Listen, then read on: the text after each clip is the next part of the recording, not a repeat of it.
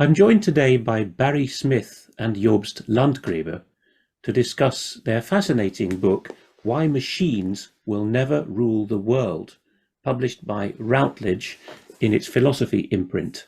The subtitle of the book is Artificial Intelligence Without Fear.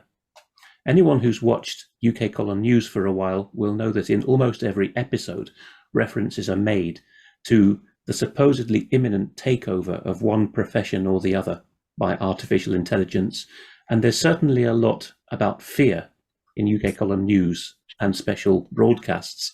So with that subtitle as an excellent promise of what's to come, that we can discuss the subject without fear, I'm delighted to welcome you both. I will read the blurb from the back cover of the book, and then it's over to the both of you to introduce yourselves as you see fit. Barry Smith is one of the most widely cited contemporary philosophers. He has made influential contributions to the foundations of ontology and data science, especially in the biomedical domain. Most recently, his work has led to the creation of an international standard in the field of ontology, which is the first example of a piece of philosophy that has been subjected to the ISO standardization process. Jobst Landgreber is a scientist and entrepreneur with a background in philosophy, mathematics, neuroscience, and bioinformatics. Landgreber is also the founder of Cognotect, a German artificial intelligence company, which has, since 2013, provided working systems used by companies in areas such as insurance claims management, real estate management, and medical billing. After more than 10 years in the AI industry, he's developed an exceptional understanding of the limits and potential of AI in the future.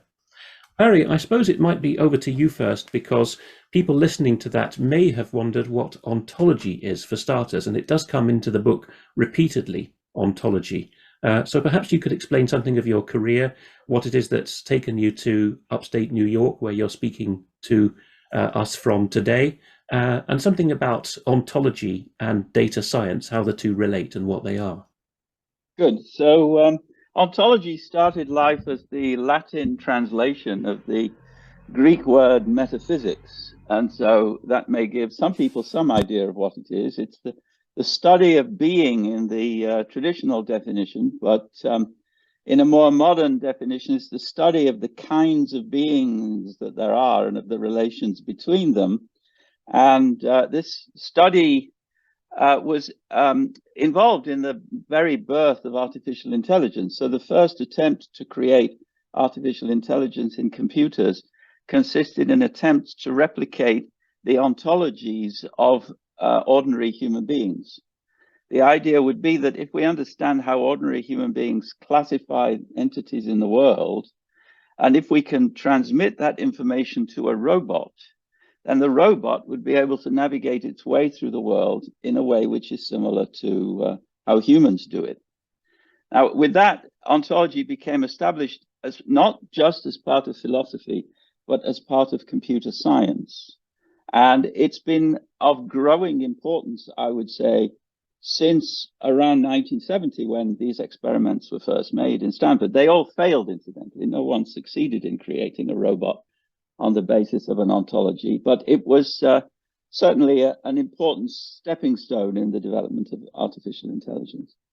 So the great successes of ontology are not to be found in AI, but rather in biology and medicine. So what happened was that at the point in time when the Human Genome Project was beginning to be completed, medicine in particular, and the life sciences in general, began to realize that they were faced with a gigantic avalanche of new data, new technology, new devices, new kinds of experimental methods, which they knew absolutely nothing about. And these data and methods were based upon a new kind of chemical information, really. And the problem was to find ways of translating this chemical information, which consists of incredibly long strings of letters, into a language which a clinician or a biologist could understand.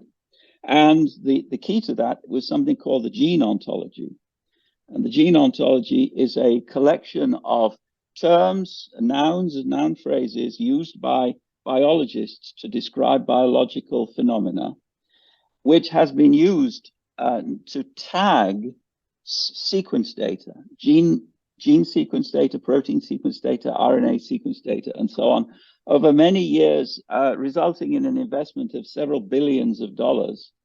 And this ontology, the gene ontology, serves effectively as the bridge between old biology and clinical medicine on the one hand, and the new chemical biology, which was unleashed by the Genome Project.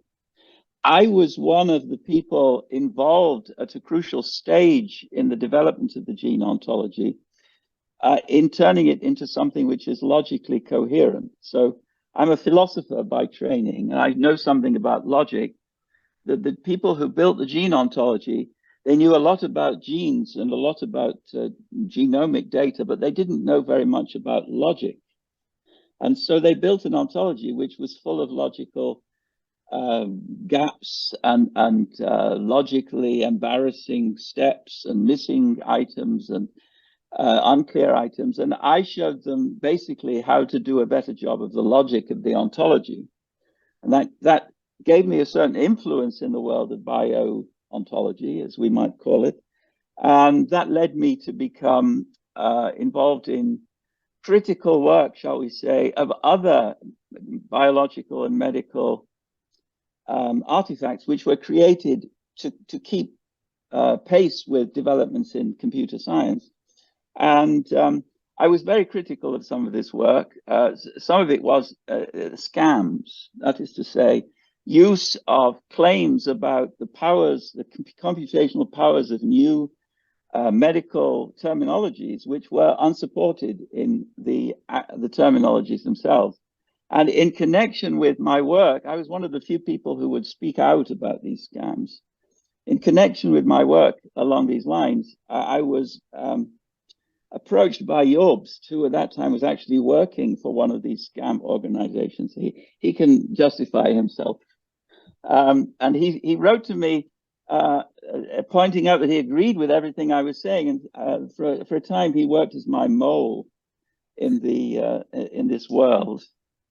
And I have been working since then in various other kinds of ontology efforts, but I think that's probably enough to give your audience some idea. So are you currently in an academic post? I know that you're in Buffalo, yes. New York. Yes, I'm a professor of philosophy, of computer science and engineering, of bioinformatics, and of neurology. But my union card, it says philosophy on it. What a fascinating combination. And Jobst Landgreber, who is going to introduce himself now, has no less a fascinating combination. He's the kind of figure that there is perhaps more of in the European continent than in the English-speaking world, because as I read, he has got qualifications in philosophy, mathematics, neuroscience, but also biology and chemistry. So he's got all of the ologies. He's got fields which have a lot of formulas in them, but also fields that require a lot of writing and thinking on particulars with using language. Also, I think you're properly trilingual, aren't you, Jobst? Because as well as being a German who uses English for professional life, your langue maternelle is French, but you're speaking from your native Germany. So why don't you give us something about your background and what it was that impelled you to study all of these different disciplines? So thanks, first of all, for inviting us here, Alex. So I will try to make it short. So in the end, after I finished gymnasium, which is the equivalent of high school or grammar school in England, I really didn't know too well what to do. And so I first started philosophy, which I then gave up because I was shocked by the state of university philosophy at the beginning of the 1990s. It was also a time when Barry started to think that you should diversify within philosophy. So I wasn't completely wrong with my impression. And so then I switched over to medicine and biochemistry, which I finished in 1998. And then I started a postdoc at the Max Planck Institute of Psychiatry and Neurogenetics, and made experiments which yielded so many data points that this brought me into mathematics. And so then I didn't get a degree in mathematics, but I studied it long enough to start publishing a lot of mathematical papers. And so that's how I became a biomathematician.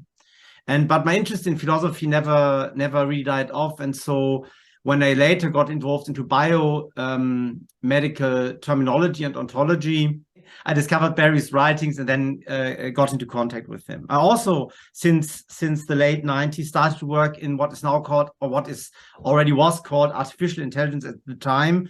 But I prefer to call it statistical learning or machine learning. And I used it a lot in the biomathematical research that I was doing since the late 90s. And I've always used it since then in different fields and applied it to different areas.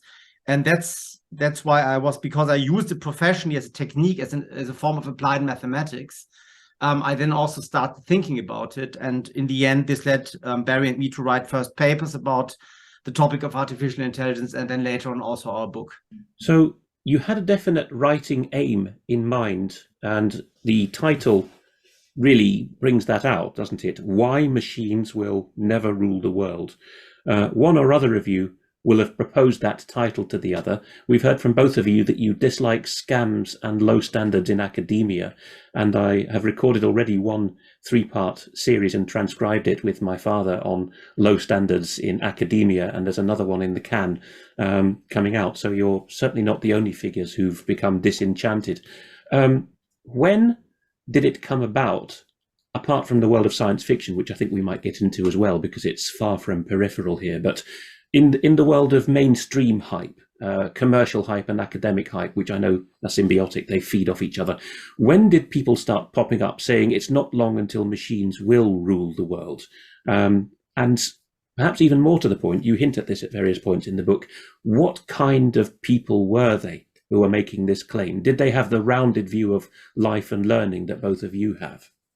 So I think that claims that machines could become as intelligent as human beings have been made since the 50s. The famous paper by Alan Turing, where he describes the Turing test, also discusses this possibility. Turing himself believed that this would come about somewhere in the future, but it became more, I think, in each wave of AI, these claims were made, and they were made more aggressively with each wave. So in the first wave, which was the one in which Turing participated, at least at its beginning, the claim was made. In the second one, it was also made and led to a rebuttal by Dreyfus, who wrote a book against the possibility of artificial intelligence in the early 70s. And then in the third wave, of which we are now contemporaries, it is made in the most aggressive way. And I think one of the leaders making the claim was Kurzweil, Ray Kurzweil, who is technology director at Google, or who was technology director at Google, a really important man in the development of optical character recognition. So he really did good technical things. But as an engineer, I think he misses the understanding of what the human mind is and what it can do, and therefore his claims are ungrounded. Well, this segues me nicely to the next question, which I'd like to hear both of you talk about. What is the mind? I know that's a pretty massive question, but you do dare to broach the topic in the book, and you do so apophatically. You do so by saying what the mind is not. You say that the mind, or the brain, which you use roughly interchangeably, is not a machine. And you then bring out some characteristics which it does have. So over to you on that. What is the mind? And perhaps you might want to have another pop, I think it's quite legitimate, at the Kurzweilists of the world, who say that the mind is reducible to being a mechanical device and thus can be mathematically modeled. So I'll have a go at this. The whole theme of the book is that there is a distinction between two kinds of systems. One kind of system is the mechanical system, this is the term you used, and computers are mechanical systems. Your laptop is a mechanical system. A toaster is a mechanical system. And mechanical systems are built by humans. We understand how they work because we understand physics, and we can predict the behavior of the systems on the basis of what we know about their parts and the way they're put together. On the other hand, are complex systems, and all organisms are complex systems, and the oceans of the world are complex systems, and so on. We can talk a lot about complex systems. And now the problem is that the claim of the artificial intelligence enthusiasts, shall we say, is that the mind itself is just a mechanical system, and therefore sooner or later we will be able to understand how it works in just the same way we understand how a computer or a laptop or a toaster or a car works. And that we argue on the basis of a quite complicated series of arguments, some of which are grounded in mathematics, is not the case. No organism, not even the simplest organism, is ever going to be able to be understood in the way that we understand the workings of mechanisms. And so this means that we cannot understand, in particular, how the brain works. This is one of the consequences of our general thesis. The brain is, I don't want to say it's a mystery because that will upset Jobst, since he knows a lot about neurology and neurobiology. But the brain is such that we will never be able to understand it in the way that we understand mechanisms.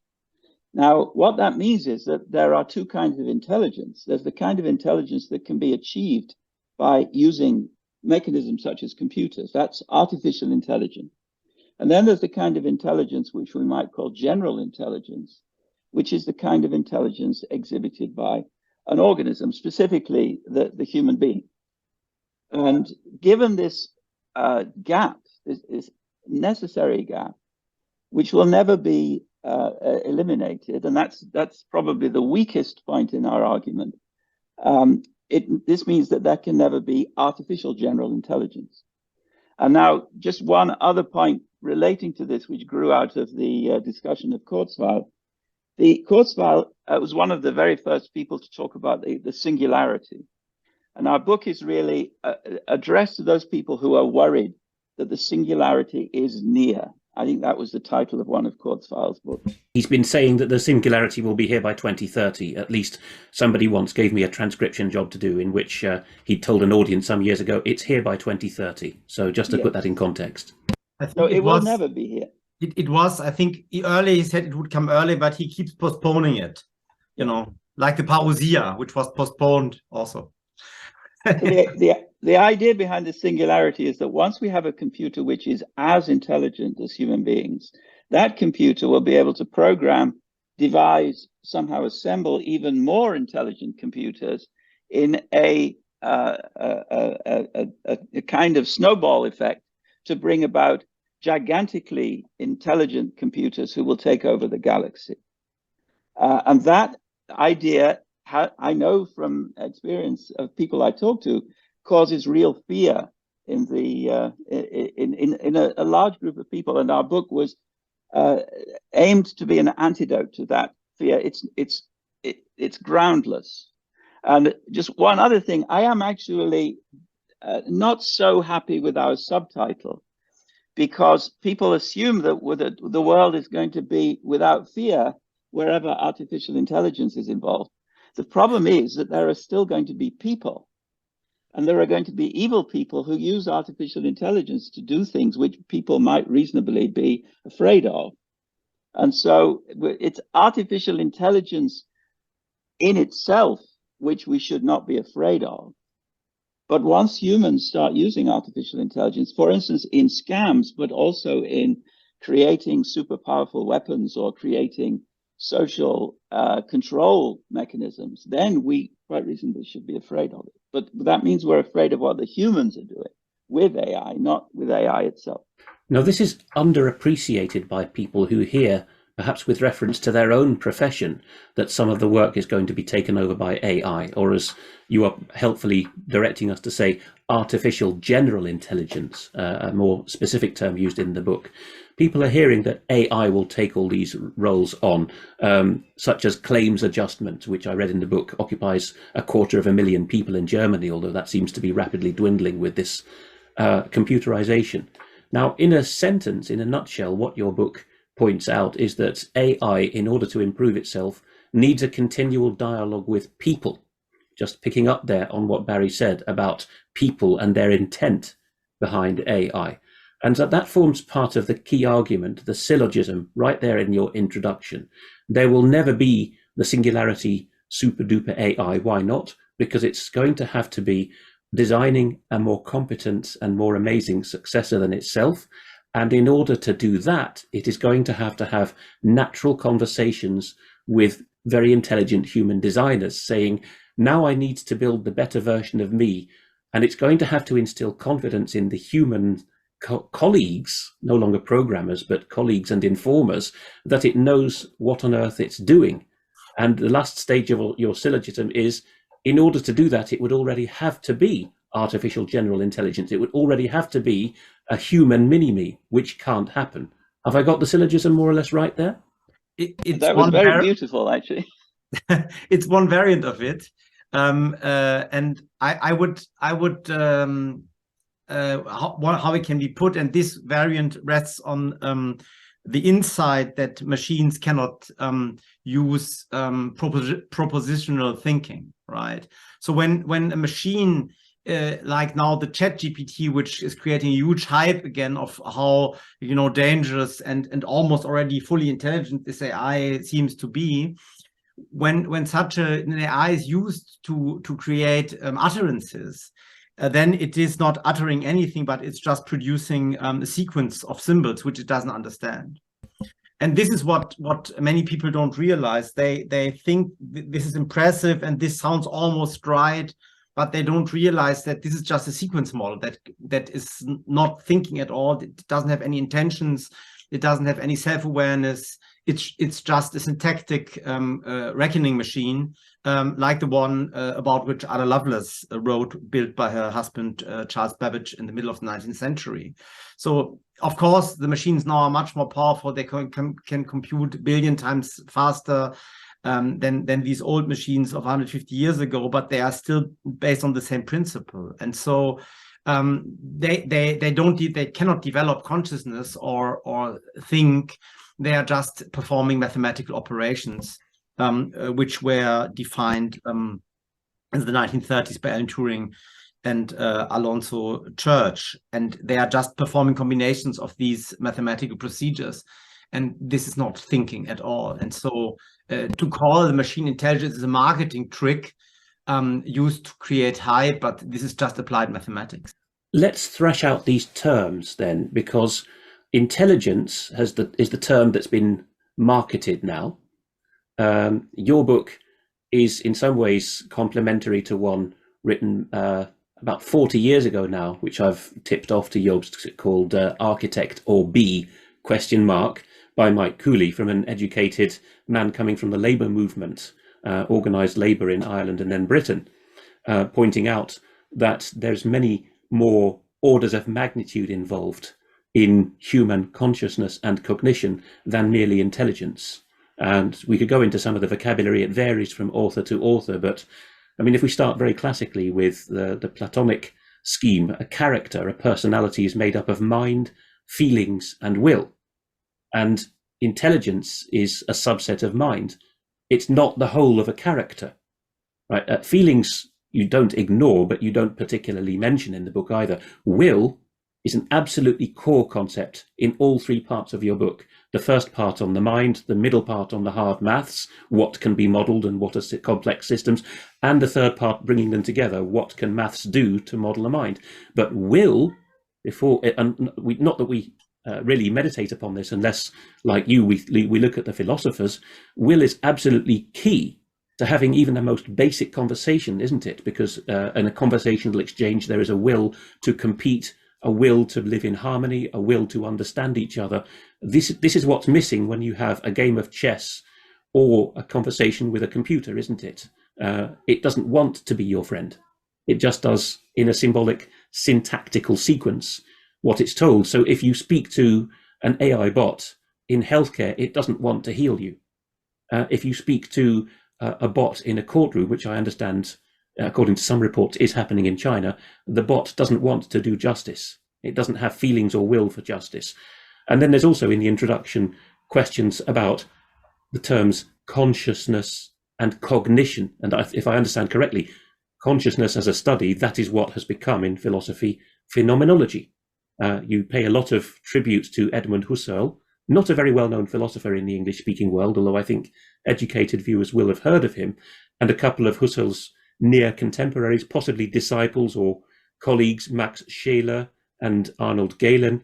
Jobst, this is your domain. These are German thinkers, and they have a happy marriage of being realists. So they're not nominalists. They don't think that everything's in the mind. They think that what's in the mind is connected even physically to the real world. But they are phenomenologists. They're studying consciousness. They don't go off into the long grass of later 20th century Franco-German philosophy that says nothing really exists.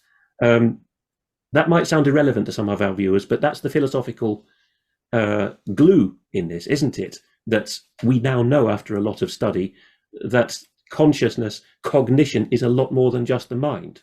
Yeah, I mean, before I answer, Barry should also answer this, because Barry is a phenomenologist. I mean, this is also the foundation of one of the foundations of our friendship, because when I first contacted him, I really mentioned phenomenology, and I mean, Barry is now doing ontology, but it's very much based on the work of Edmund Husserl. I just would like to mention this. But yes, phenomenology I see as the peak of the development of Western philosophy. So I think it is the highest form that philosophy has taken on since it came about in the pre-Socratic times. And it is still, as one can see in our book, extremely useful as a tool to understand reality. And this is what we do in the book. So we use Max Scheler and Edmund Husserl as two very important philosophers as a foundation for our work. And the reason they can be used so well is that they are not only realists, but they are also able to provide an explanation for phenomena that cannot be derived from experience. So if you ask yourself, what is the mind, what is consciousness, what is intelligence, it's not sufficient to only look like positivism proposes it at empirical data. And so phenomenology provides a philosophical framework how to deal with concepts or entities which are not made of matter. And so because we need this when we discuss intelligence and consciousness, it is so useful to use this philosophy. And the main philosophical failures of the 20th century derive either in positivism from the inability to understand these immaterial entities, or in the case of Heideggerianism, from an unwillingness to accept rationalism, realism, Aristotelian thinking. And I think phenomenology provides a foundation for a mature and realistic view of the world that is also in harmony with common sense. And this is also, I think, one of the driving foundations of our book, is that it is really written and thought through in harmony with common sense. And as a bridge to Barry's own response to that, Barry, you mentioned that circa 1970, so half a century ago now, the big drive, perhaps slightly informed by the science fiction of Isaac Asimov and Robert Heinlein and such like, the big drive was to have a robot that, as you very aptly said, could navigate its way around the world, or even just one profession in the world. Have we got there even now? Is there any prospect, given what's just been said by Jobst, of a robot, an artificial general intelligence, navigating its way around the world? So I think that the key, and you recognize this, to all of this is the will. So we can build robots that can navigate their way around Disneyland, for instance, because it's a controlled environment, and only a certain limited range of phenomena can be encountered. And that's the key difference between artificial intelligence and artificial general intelligence. We have intelligent machines, but they're intelligent only in special worlds where everything is simple. So this we call narrow intelligence. But we don't have machines that can navigate in the ordinary real world that humans navigate in, where conditions are changing all the time, where strange phenomena can happen, where we're called upon to make snap decisions in relation to phenomena that we've never encountered before. And I think that the key here is the will, in the following sense. So some of the environments in which machines can navigate are created by games, so video games, or just chess or Go. And computers can, as we know, can beat humans when playing games like chess and Go. And so people assume that the computers must want to win. Therefore, computers can want, and therefore computers can want to take over the galaxy. They can want to win the game of life with real people. But actually, if you look at the way the computers do things like win at chess, they don't do it because they want to do anything. They do it because they've been trained in a certain highly specialized way to have what a human would call a reward system. This is what the AI people call reinforcement learning. And you can build a reward system which will imitate having a will only if you can assign a reward computationally. That means just by doing a certain piece of arithmetic.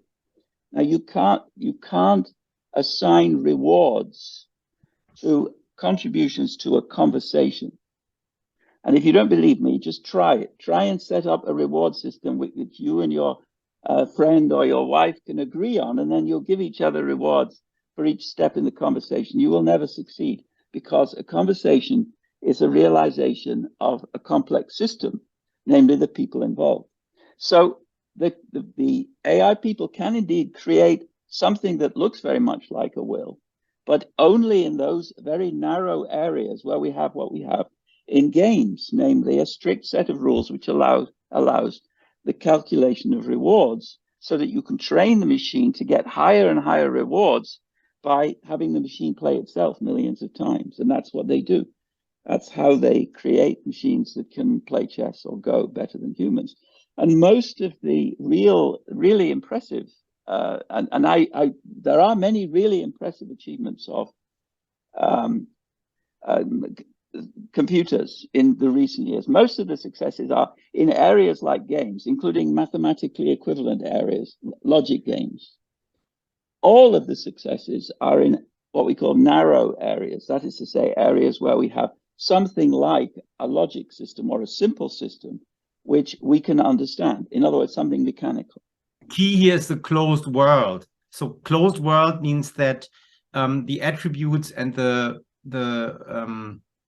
what is called the phase space, which you can imagine like a multidimensional Cartesian coordinate system, that this phase space is somehow predictable. And either you have a real game situation, like the games Barry mentioned, in which this is how the games are, or you can also model a complex system in reality in this way, if you only model it partially. So, and these partial models of complex systems can be very successful at modeling certain very regular patterns of complex systems. For example, the traffic pattern in a big town is very regular. There's a lot of traffic in the morning and the afternoon, and then there are other traffic patterns throughout the week, and there are cycles depending on the season and cycles depending on bank holidays, and all of this creates a regularity so that you can actually get an AI to model this very well. So whenever also complex systems can be modeled with AI methods if they have a regularity. But the problem of complex systems is that they have a lot of irregularities and they make them inaccessible to modeling with AI. And that's why whenever complex systems interact and create unexpected outcomes, which happens in every conversation or in many, many other human interactions as well, even just movements of crowds, these irregularities happen. Whenever this is the case, the AI fails. And that's why the automation potential of AI can only be applied to very regular events. And so that's why, for example, a self-driving car cannot drive freely in Disney World. It could drive in an empty Disney World, but as soon as people are running around, it will not drive freely. It can only then drive on a certain limited area where everything is controlled. But as soon as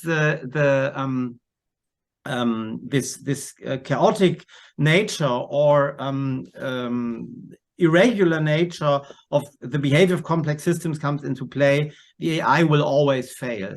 And it's neither possible to train it then using types of mathematical logic, nor the stochastic algorithms which now dominate AI, which are called deep neural networks and which have created the big hype.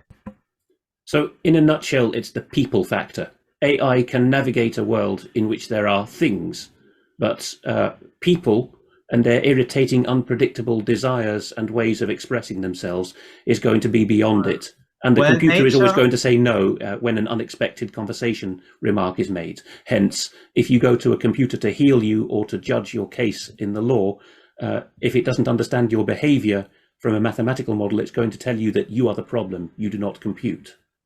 It's not only human beings, it's nature in general, because most of the natural phenomena are complex. So it's also animals, the weather, and the whole way our world is structured is a complex system world. And so therefore, the machine can't cope with the real world because it can only cope with simple system settings. And so if you think of, for example, using a machine as a robotic policeman, this will completely fail because the machine will just not be able to cope with the real world, because no situation that it encounters is like the situation it was trained for in the laboratory. So it will just miserably fail, and that's why the fear that machines will be used in this way is wrong.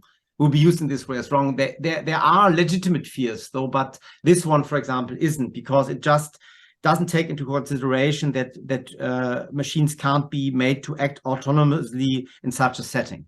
But it is happening, isn't it? I don't know which of you would like to answer, but UK Column News just in the last couple of months has covered from multiple jurisdictions across North America, some in East Asia as well, that robocops are being let loose in certain situations, and the lawyers are the men who are, or the women, of course, in these days, who are writing the algorithms for them, and they're always telling the robocops to err on the side of not getting the police department sued, which isn't very promising as a set of rules of engagement, but it is happening. So perhaps we need to have a footnote here on the claim there is no need to fear in the AI era. So what's happening is that, Barry, let me quickly answer this. So what's happening is that they are now using robots for enforcement activities of police. But these are not autonomous robots. They are like the toys that we used as children with the teleguidé, how do you say they call this, with the remote control, like remote control toys. So you can actually have a robot that goes into a danger zone with a remote control that has sensors and a camera and can explore it, but it's not acting autonomously. And this is also not any time to come. So yes, robots are being used in law enforcement settings, but they are not. This is not AI. This is just, a sensor on wheels. And this sensor on wheels may also become armed soon and be able to shoot or detonate. And all of this isn't nice, but it is not. It is not that this robot acts autonomously. And also there is no. I've not seen that anywhere there is an automated usage of automated AI in any court system or legal system. There are, of course, AI tools in social media surveillance which are being used, which are very primitive, but there is nothing like this in the actual workings of the jurisdictional system. So I think that there are working examples in traffic law.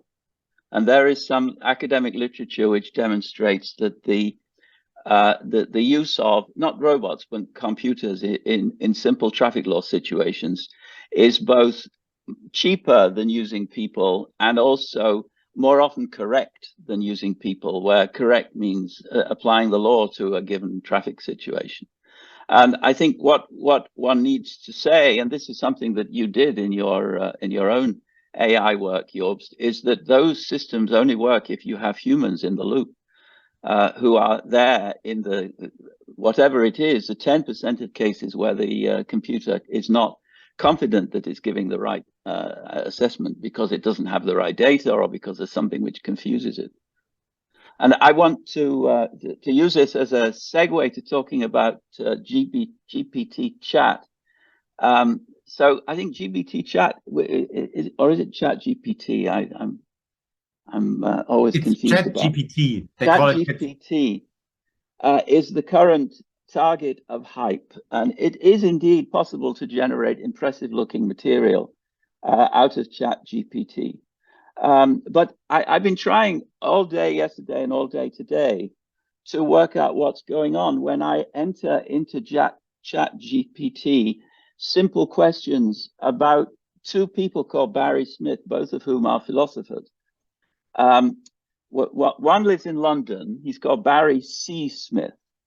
And he also does work which is vaguely phenomenological. The other one lives in Buffalo, and that's me, and I don't have a middle initial.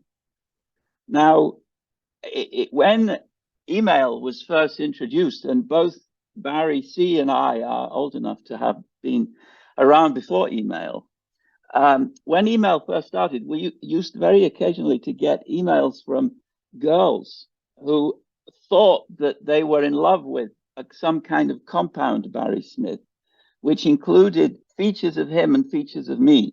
It didn't happen very often, but it did happen. It doesn't happen anymore because the email systems are now using AI, in fact, almost certainly, in such a way that those kinds of ambiguities happen almost never. But ChatGPT, did I get it wrong again? Is still making exactly the same mistakes. So it thinks I'm from London. And that it makes a number of mistakes like that. It thinks that my job is in Leipzig, which it was 10 years ago. It still thinks that my job is in Leipzig. It doesn't think. So I tell it. It doesn't think. Of course. And I tell it, you are making a mistake. Please correct this information. And then, so I ask it exactly the same question again a few seconds later. And it says, along with the complaint that I'm making a mistake, and it says, I am very sorry that I made this mistake. And then it repeats exactly the same false information. This is, Alex, if I may react to this immediately, this is a typical instance of which has been described for a long time for stochastic learning, that stochastic systems can't be corrected at will. So they are trained on a huge set of data, which create patterns that direct them how they should then create new sequences of symbols, which is what they then print out on the screen, their output. And so they can be retrained, but there is no guarantee that they will then learn the right things.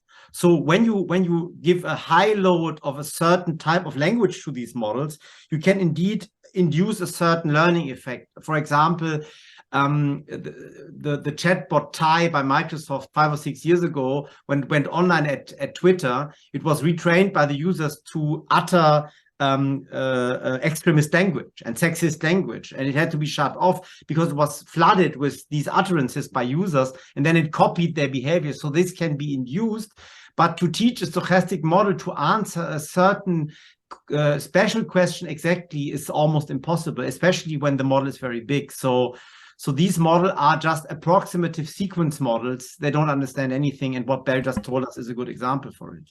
And for those who aren't regularly hearing language of stochastic, I know David Scott, one of our presenters who's very keen on economics, will say that in some contexts it's just posh talk for guesswork, but you're here talking about it in terms of the hard maths at the center of your book, aren't you? You're talking about it as referring to the kind of system where the whole world is happening at you and you just have to deal with it without computing in a straight syntactic line as programmed.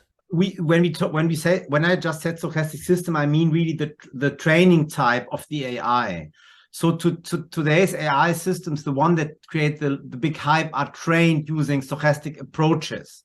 So this means that they're basically given a huge set of data from which they learn patterns, or from which patterns are distilled, and these patterns are then applied in novel situations. And this works really well if and only if the pattern of data that was used for training is the same as the pattern that is then encountered later upon the usage of the model.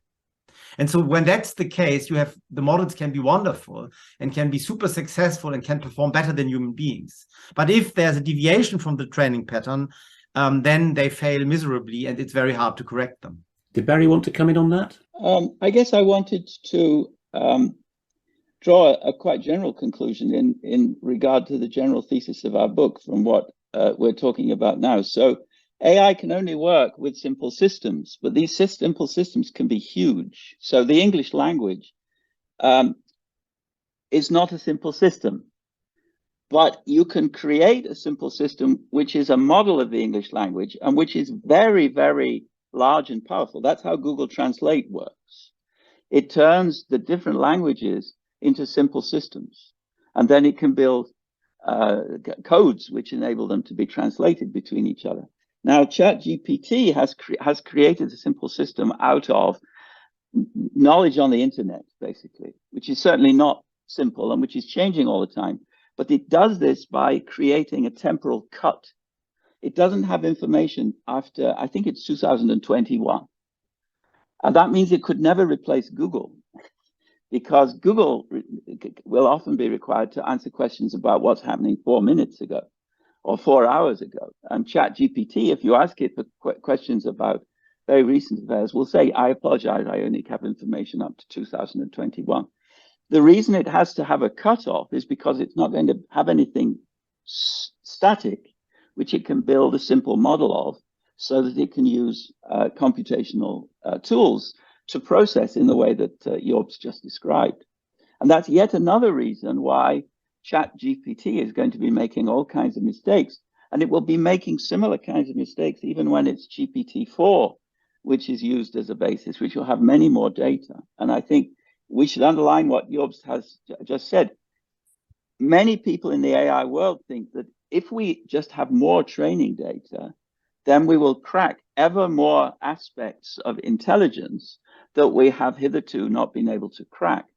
But that's not true. The size of the training data is not relevant. What's relevant is its representativeness. It has to be representative of the entire target set, which is open-ended, not a closed world. And that is always impossible when we're dealing with systems which involve organisms like human beings.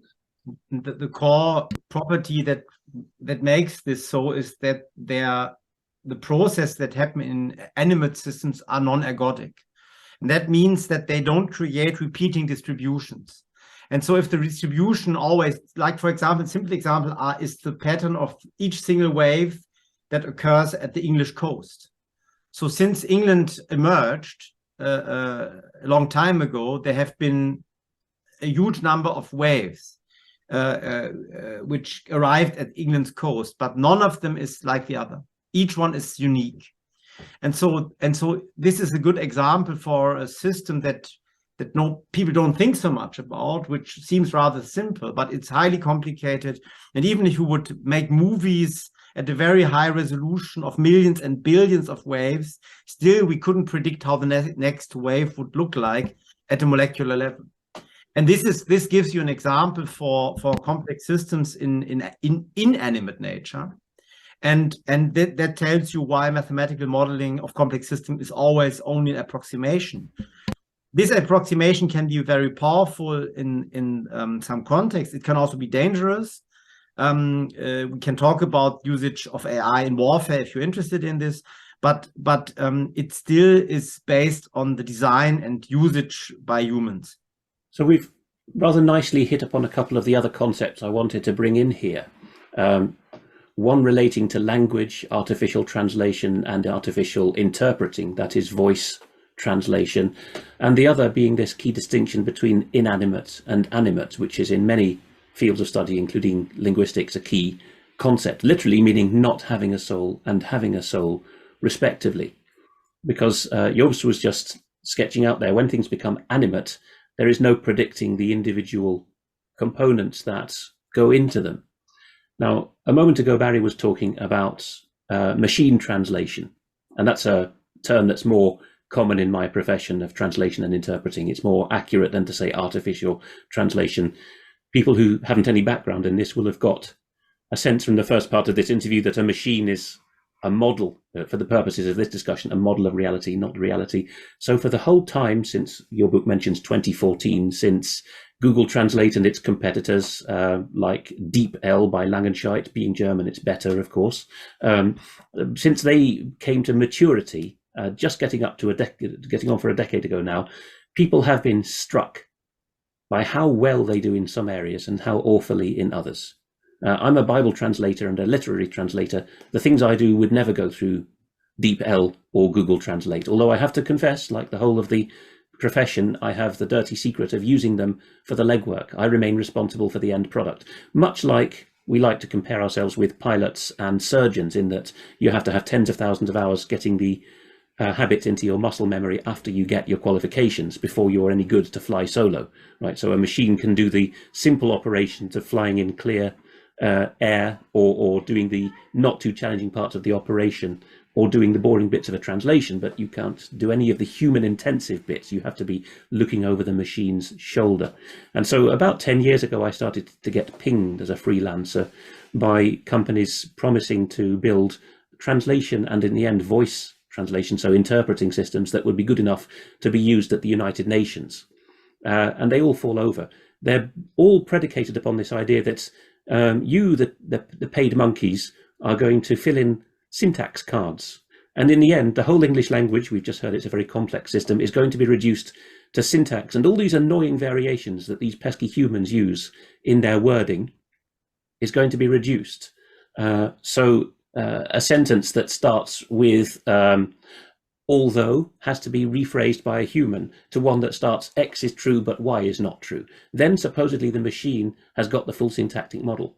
But your book points out the machines fall flat at a much earlier stage than that. And this goes right back to NSA and GCHQ in the 1950s, using Systran, which is still available as a machine translator, to process a lot of Russian intercepted material. To get from the semantics, in other words, what the speaker or writer is getting at, to the syntax isn't going to work. Right? Let's take a very simple sentence of German, such as I might hear at a conference that I'm interpreting for. Let's say that the speaker says at some point in a new paragraph, es gibt eine Menge Gründe, warum das nicht geht. Right? Supposedly, that's syntactically reducible so that es gibt will be reduced to there is or there are. But that's not how I'm going to replicate it generally. Right? So I might actually, like some conference interpreters, use some of the logic symbols that are featured in your book. I might use an upside down capital E, there exists, a logic symbol in the margin of my notes to tell me that at this point I have to predicate something. I have to say it exists. But when it comes to the end of the speech in German, if I'm working in consecutive mode and I then have to speak English to the audience, I'm going to be reading the room at that point before I decide how to interpret it. If I see that it's a bunch of non-native speakers of English or native speakers who are half asleep and who need a bit of a jolt, I might go into Jack and Jill mode of English and say, there are several reasons why not. And I would use the intonation as well that says, listen up, guys, this is a new point. If I'm in full flow and I see that the audience is with me and hanging on the edge of their seat, I might start with the predicate and at the end of the sentence say, and there's no end of reasons why that won't be the case. Right? So there's infinite numbers of ways of saying things from German to English, and it's not at the syntactic level, the computable level, that the problem resides. It's at the level of what am I getting at? What are my feelings? And above all, what is my will in this conversation? What am I trying to achieve? And so you're quite confident, the pair of you, that given another decade, we won't see more of this asymptotic shoot upwards. At one point in the book, you say that, or you quote an author in the introduction as saying that what looks like a curve towards infinity often turns out just to be one of those long S-shaped curves, and it might flatten out.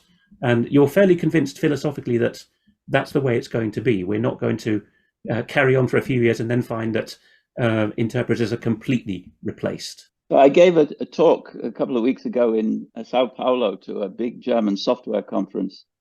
And I gave the talk in English, but there were two simultaneous translators, Brazilian, and both Portuguese. Of them in Portuguese. Yeah, they were translating my talk into Portuguese. Most of the audience had headphones, and but both of them wanted to have lunch with me. They wanted to kiss my feet because I had shown why they would still have a job in the next 5 or 10 years, and we truly do believe that. So GPT-4 will create something which in some respects is slightly better than GPT-3, but it will still have some of the same problems. And I think we need to deal with the distinction between different sorts of audiences when we evaluate these phenomena.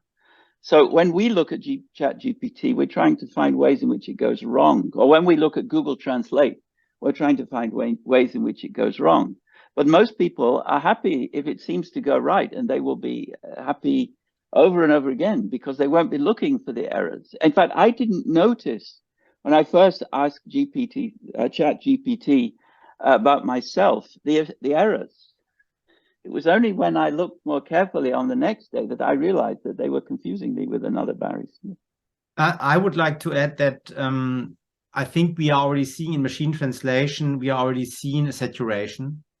And the saturation comes from the problem that we have not only the level of syntax, which machines can only deal with in a limited way, but we also, of course, have the layers of semantics and text pragmatics.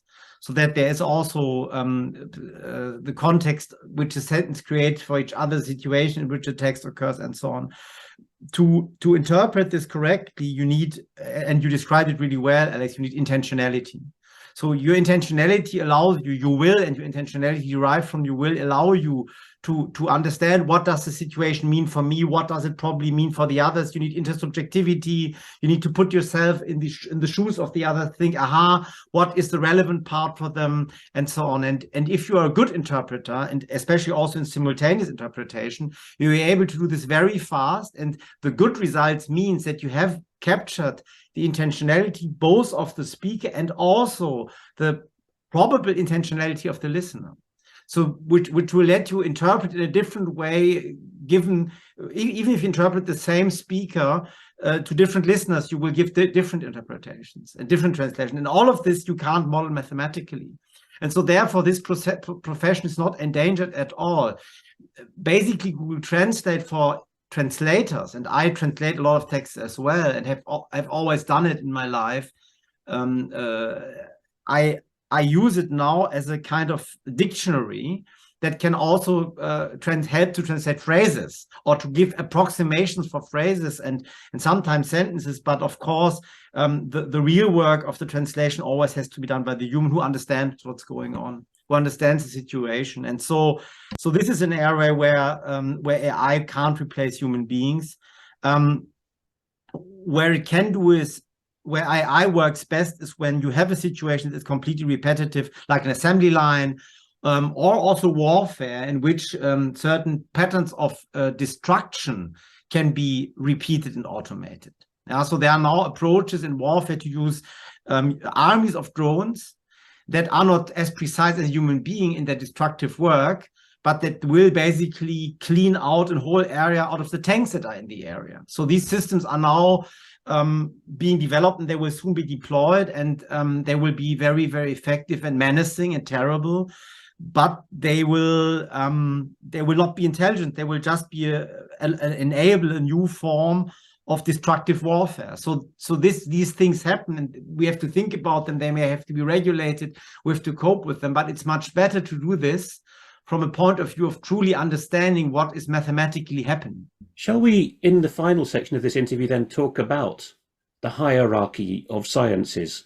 Because Jobs has just ended there by saying what's mathematically possible. In the introduction, you talk about 3 levels of impossibility, of which mathematical impossibility is the most interesting to me. Physical impossibilities has to do with the laws of physics, of course, and technically impossible has to do with the state of our development as humans.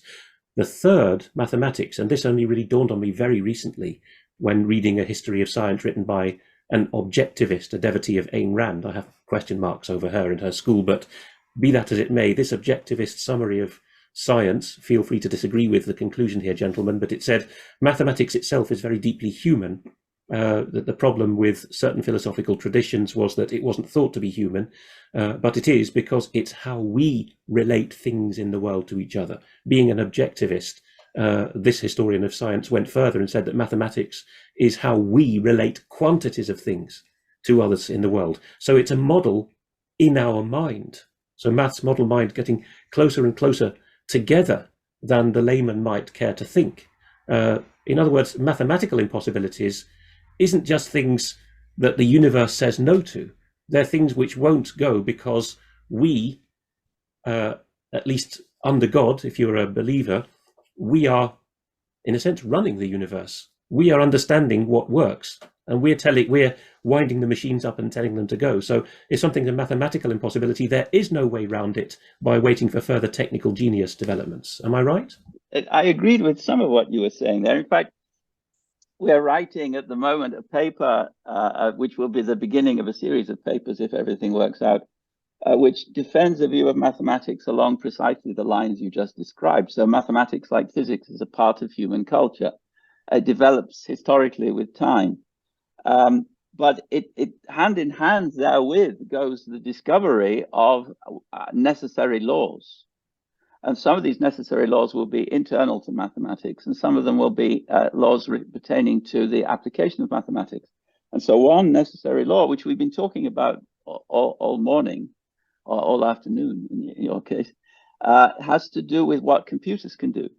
And computers can only execute programs if those programs require computations in the mathematically defined sense, which are called Church-Turing computations, computability in the Church-Turing sense, which is very limited to a very small number of very boring, trivial operations, but which, when you have a big enough and a powerful computer, can be applied to bodies of data which have trillions of data points, and so they can achieve great things. So ChatGPT achieves the great things which it seems to offer by simple, very, very simple steps applied to long, long, long vectors of ones and zeros. There's no knowledge, no will, no semantics. There are just very simple steps applied very quickly in a very powerful way to these long strings of ones and zeros. And it will always be thus. There is never going to be a computer which is not working like that. That's what Turing held, and that's what everyone will continue to hold. And that is the weak point in our book, because many people who are visionaries, they will say, oh, mathematics may discover a new way of computing, which is not Church-Turing computing. It may be some kind of organic computing or non-digital computing, analog computing. And when we have that, then we will have artificial general intelligence. And that's where we draw the line. That's where we have to say, well, maybe you're right, but we're not holding our breath.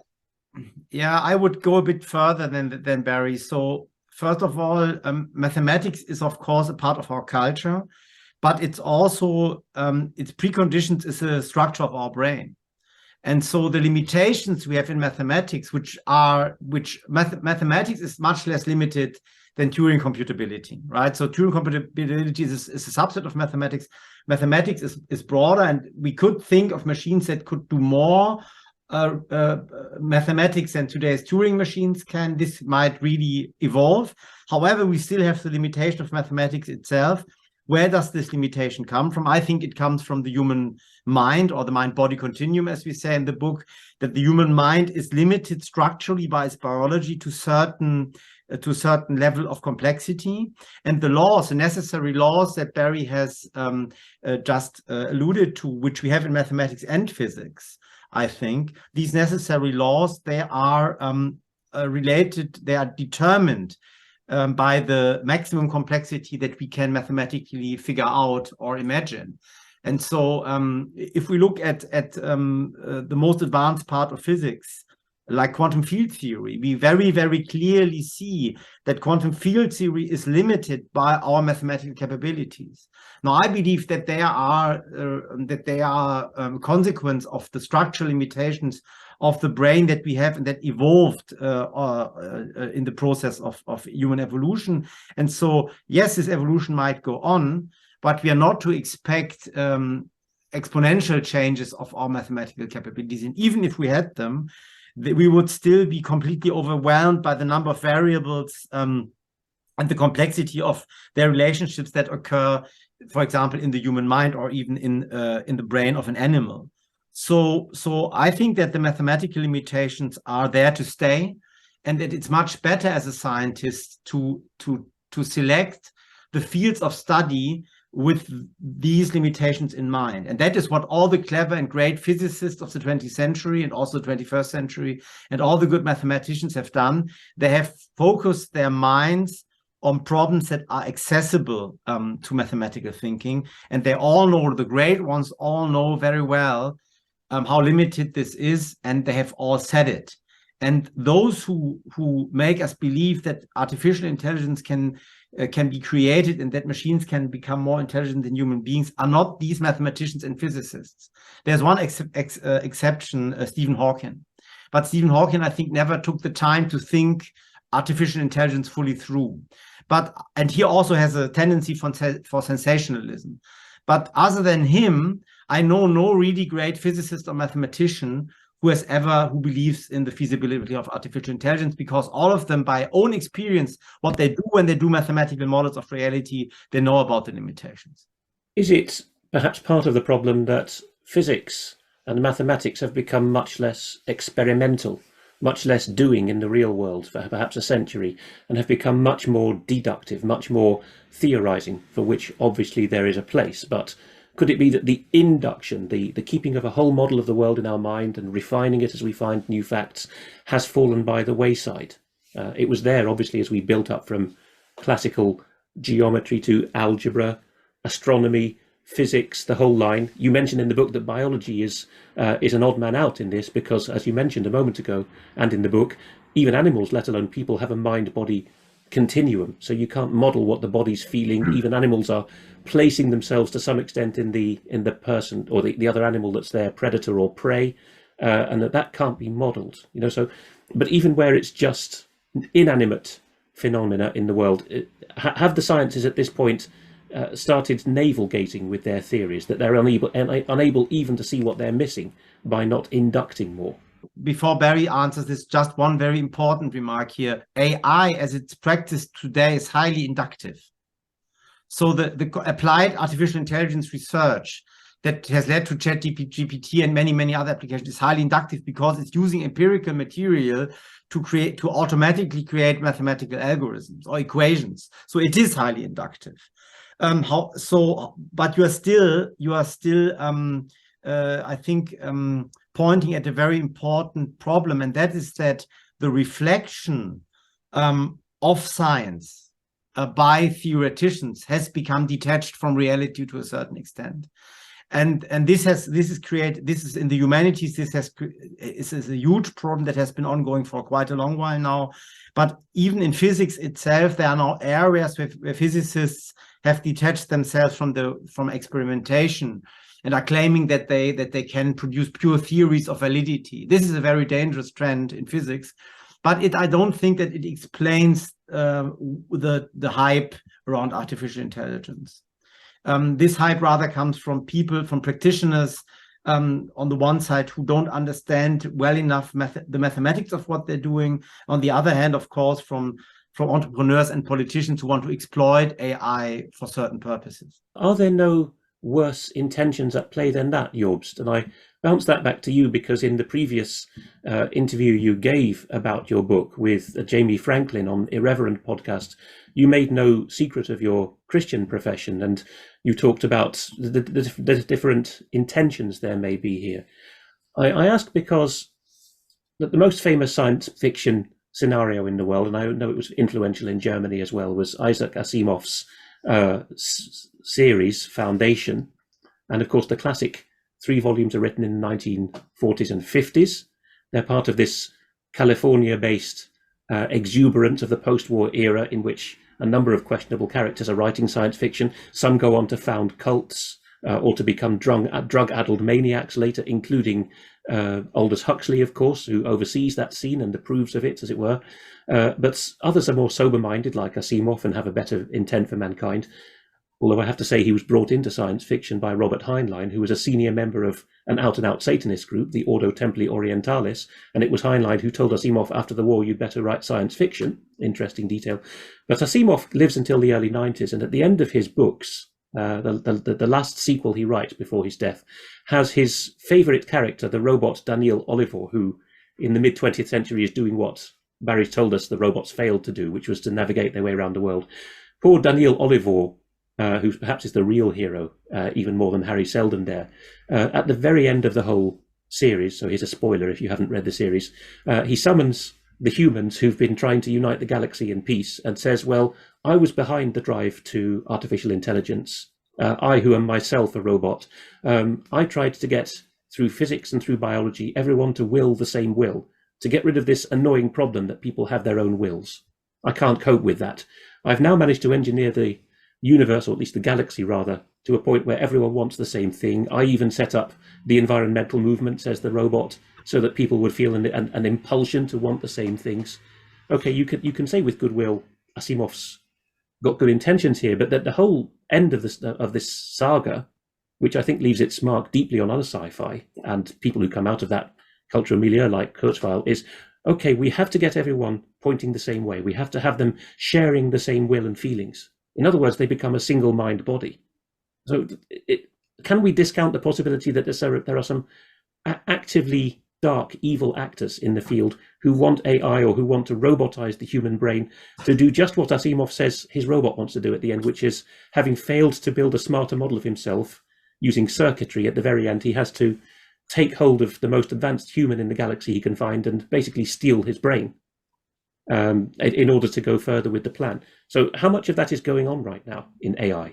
I would say, so from the intentions perspective, there may be people who have this intention. And it is, if you allow me to make one religious remark here, Barry, in Matthew 4, the temptations that the devil sets up for Christ, they are around power and bread, right? Creating bread for everyone and having one world power that governs the whole world so that peace can be established and that we can create heaven on earth.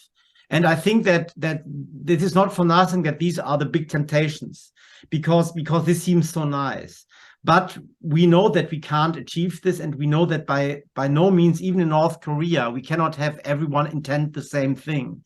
Even with the most cruel system, the most violence and abuse of power, this can be achieved. And if there are people who want this, well, they are bound to fail. And the question is just how much pain will happen on the way to failing. However, nothing of what you described from the Foundation saga is currently happening, because all of it is so far away from mathematical, physical, and technical feasibility that it's just not happening. So, give you an example: this firm by Elon Musk to create brain implant chips has failed so miserably that he's now getting back to just creating good old basal ganglia stimulating chips, which have been around since 25 or 30 years.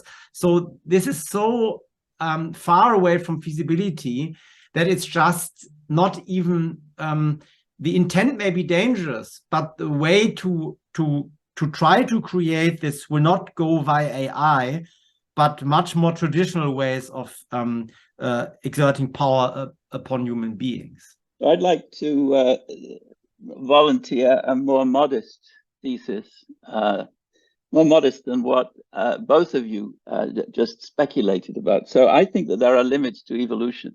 There will never be 9 feet tall humans, because you just can't make the biology work in such a way that those humans would be selected for. And this applies not just on Earth, it applies on all conceivable planets. And it applies not just to height, it also applies to intelligence. So there will never be considerably more intelligent people than the ones we have now. There will never be people who are cleverer than Leibniz and Newton, who will evolve and establish societies, and neither here nor on other planets. And this has the beautiful consequence that we can explain Fermi's paradox. The reason why we don't see aliens regularly landing on Earth, flying in spaceships which would go faster than the speed of light, is because they're as stupid as we are. And all the governments on Earth are just as stupid as we are. So they'll never be able to create these big effects, which Alex has dreams and nightmares about. It will always be just stumbling through from one bad outcome to another, and we pick up the pieces and move on to the next stumble. Let's round off then with some practical encouragement. We've already consoled those who are dreaming dreams and nightmares. People in their own line of work may be told, whether they're in management or at the coalface, AI is replacing you or your boss or your underling or part of your job. It may be framed positively. It's taking the donkey work off you, whether you're a soldier or a lawyer or a doctor. People may have their qualms about that, perhaps the more so having heard this, or at least they'll understand it's not really feasible. What kind of educated doubts should people sound in their own meetings at work in order to bring a measure of reality back to the conversation and de-hype?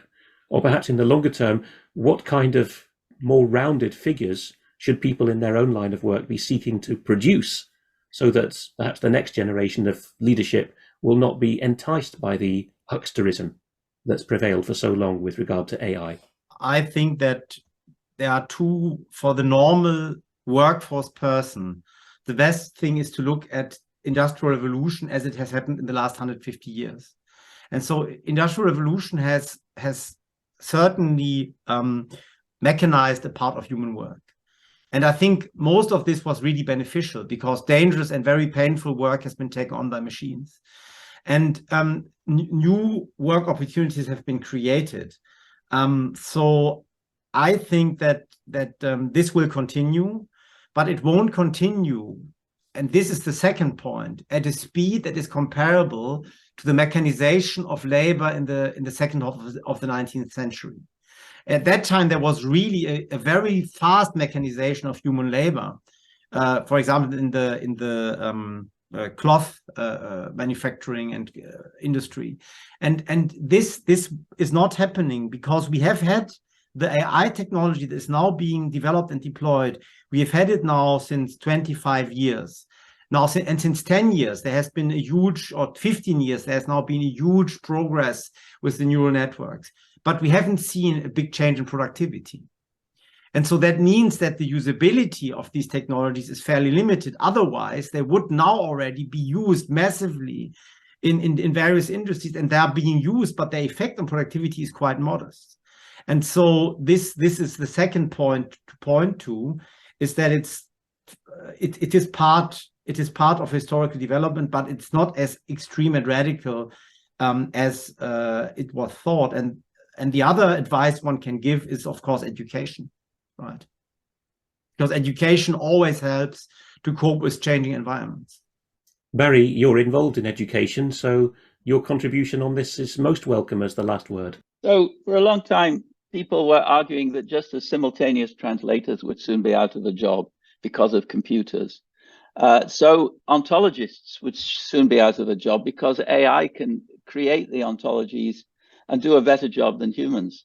All I can say is that all my students get jobs immediately, and they're earning, some of them are earning straight from the PhD more than I am, because there is a need for human beings who can build ontologies. And I take comfort from that. I think if you have a coherent problem to solve in relation to complex systems, and every science, every data gathering effort, every new experimental method is a complex system, you're going to need humans to work out how to make use of the results. So I don't worry, and I tell my students not to worry. This has been an extremely rewarding conversation about why machines will never rule the world by Jobst Landgreber and Barry Smith, published by Routledge in its philosophy series. But don't be put off by that. If you've never read a book knowingly from the philosophy section of a bookshop or library before, make this the one, because if you read it chapter by chapter, and there's a guide in the introduction to which order is best for you, depending on what kind of reader you are, you will get through it, even if you have to skip a couple of equations. I would very much recommend that people read that book, and I hope that we'll be talking to both Jobst and Barry again. Thank you very much, Alex. Thank you, Alex.